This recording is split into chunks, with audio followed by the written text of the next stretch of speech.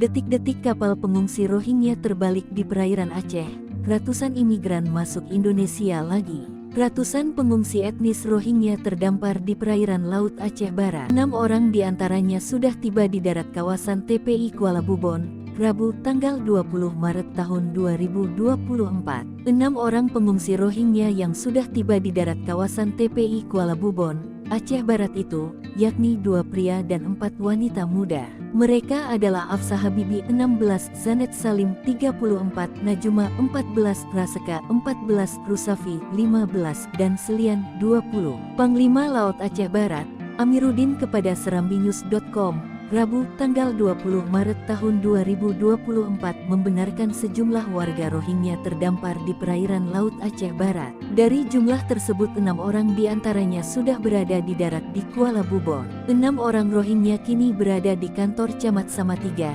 Desa Suat Timah, kata Amiruddin. Sementara keterangan dari salah satu warga Rohingya, Zanet Salim mengatakan, jumlah keseluruhan mereka ada sekitar 150 orang. Dan sekitar 50 orang dalam pengakuannya sudah meninggal dunia.